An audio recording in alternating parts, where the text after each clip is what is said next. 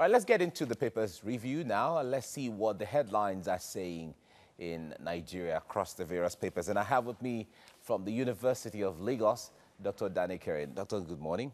Okay, good morning. Nice to see you. It's a pleasure having me. All right, let's get into the papers now. Daily Trust is our first paper this morning, and it says, Atiku gets court nod to inspect election materials, rules out requests for forensic analysis. From Daily Trust, let's move to New Telegraph now, that says governorship polls, Burate says politicians plotting to assassinate opponents, says mercenaries, domestic staff, bombs may be used. IGP deploys 294 DIGs, AIGs, CPs in 36 states. Anambra, Bayelsa, Edo, Sokoto get new CPs. Right, from New Telegraph, let's move now to the Vanguard. Vanguard is our next paper now. It said on presidential election, tribunal orders INEC to let PDP inspect materials. The materials sought include ballot papers, voter register, others, and declines requests to subject ballot papers to forensic audit, and adds requests to audit ballot papers outside Electoral Act. Okay. From the Vanguard, let's move to Daily Sun, which is our last paper this morning now. March 9 polls, Army saying the politicians plot bombing, killings, alleges plan to disrupt elections as Buhari urges voters to participate. Okay, those are the headlines this morning from the various papers. And joining me now again is a lawyer and one of our regular analysts, Jide Ologun. Jide, good morning. Good morning. I guess the traffic was was troubling, eh? Yeah, the police are doing the routine check. All right, but you're here now, so that's what is important. Thank you. One of the stories that will interest you this morning, Dr. Kerr, I'd like to start with you, is on page 3 of Daily Trust. The president in his broadcast was saying, troop out on Saturday to elect your governors and House of Assembly members. Troop out. Troop out. How significant is this message? Well, very significant, because indeed that is what is expected. Nigerians should come out en masse and make their choices, because it's all about choice. You know, we've got to a point where, to a large extent, we have to determine who governs us, and I think that's the essence of that encouragement. And again, maybe they were equally expecting more than they got in the presidential, the National Assembly election. You know, a country where you have about 80-something million registered voters, at the end of the day, the number that determines who becomes president and who becomes any other thing. Less than 50% of that? Yes, it's really challenging. Sometimes you begin to see a measure of oppression from democracy, where out of that number, only very minute, percentage of that would determine, and yet we still call it majority. I think that is part of the issue. All right, Jide, from the presidential election, the way things played out and all of that, do you think Nigerians will be ready to troop out to make a point one way or the other, or there's going to be any kind of apathy? You know, given the level of intimidation some suffered, the apathy is already out there.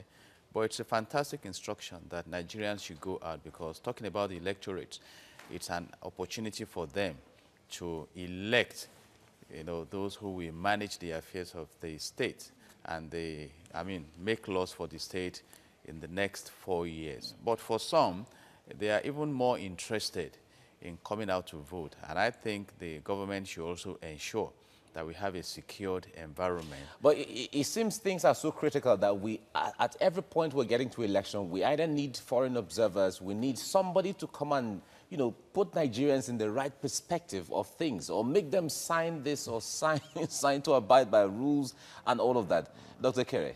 Yeah, I don't think we've been the one clamoring for foreign observers per se. It has been a norm, so they will always come around. Just I'm even talking from the perspective the area of signing of yeah, peace I'm talking accord from the perspective of when we have messages from the United States directly to Nigerians, telling them conduct yourself well in this election and all of that, and so on. Yeah, at best they will advise us. They will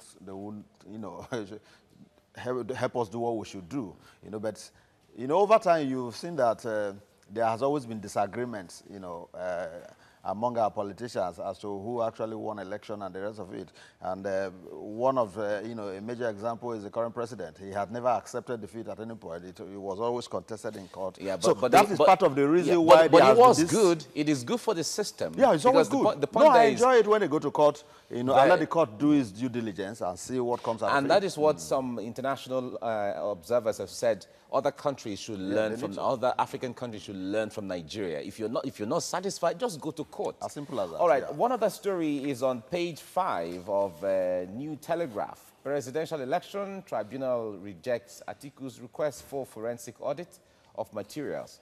Jide, I wonder what you make of this. Forensic audit is like you have to scan everything, and I wonder... You know, forensic goes deeper. Yes. He's been granted leave to examine and the materials, and that is what is captured in Section 151 of the Electoral Act 2010 as amended.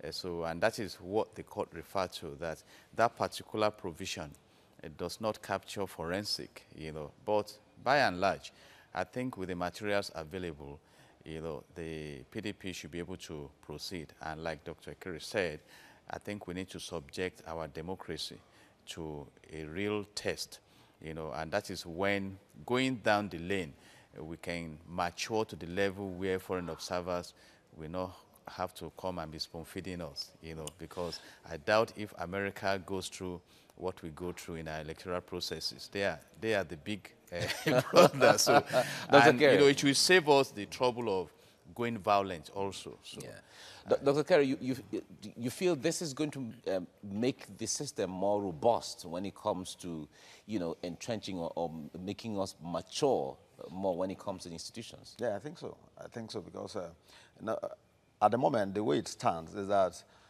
because we do know that all manner of processes could take place, all manner of, you know, manipulations could happen. Now, the moment you are sure that when such things happen, there are chances that you can actually subject them to very critical... And get redress. Yes.